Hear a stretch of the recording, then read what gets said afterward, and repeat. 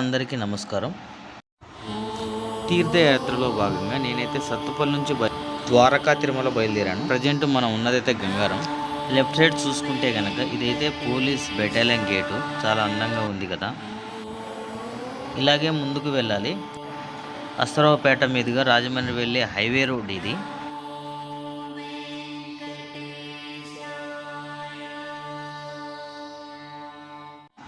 ఇక్కడ మనం చూడొచ్చు, ముందు మనకు కనిపించేది అయితే గంగారం సెంటర్ జంక్షన్ ఇది.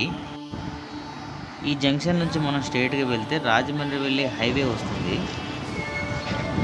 కానీ చిన్న తిరుపతి వెళ్ళాలంటే ఈ జంక్షన్ నుంచి రైట్ తీసుకోవాలి. మనం రైట్ కట్ అయిన తర్వాత స్ట్రైట్గా వెళ్ళాలి. స్ట్రైట్గా వెళ్తే చింతలపూడి మీదుగా ద్వారకా తిరుమల వెళ్ళొచ్చు. ఓకే, మనం ఇక్కడ ముందు చూడవచ్చు. ఇక్కడ ద్వారకా తిరుమల వెళ్ళే టెంపుల్కి వెళ్ళే టోల్ గేట్ ఇది. ఇక్కడ 50 రూపీస్ ఛార్జ్ చేస్తారు. ఇక్కడ నుంచి మనం కొంత దూరం వెళ్తే టెంపుల్ వస్తుంది. అది కనిపించేది టెంపుల్ ద్వారం. ఇక్కడ మనకు కనిపిస్తున్నవైతే తూర్పు గోపుర ద్వారాలు. నడుచుకుంటూ వెళ్తుందైతే మా పెద్దమ్మాయి.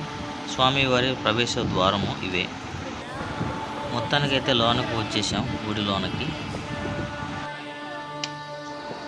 ఇక్కడైతే మేము కొబ్బరికాయలు కొన్నాము. కొబ్బరికాయలు మిగతా పూజ సామాగ్రి 200 తీసుకున్నారు. ఇక్కడ పిల్లలు ఆడుకోవడానికి బొమ్మలు ఉంటాయి, కానీ కొంచెం రేట్ ఎక్కువ.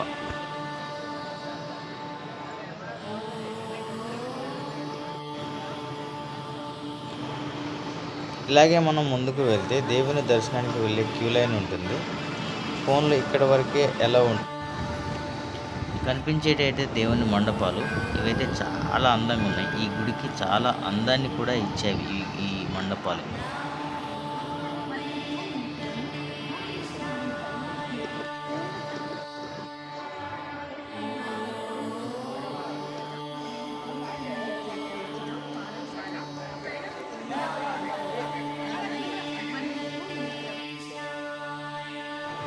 మేమైతే దర్శనం తీసుకుని బయటికి వచ్చేసాం.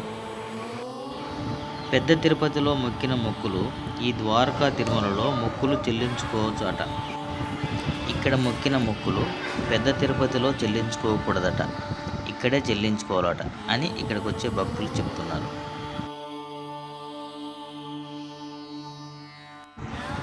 దర్శనం అయిపోయిన తర్వాత గుడి మొత్తం తిరిగి చూస్తున్నాం మేమైతే అందరం. ఈ గుడి యొక్క అందాలైతే చాలా అందంగా ఉన్నాయి. ఈమెయితే మా చిన్నమ్మాయి.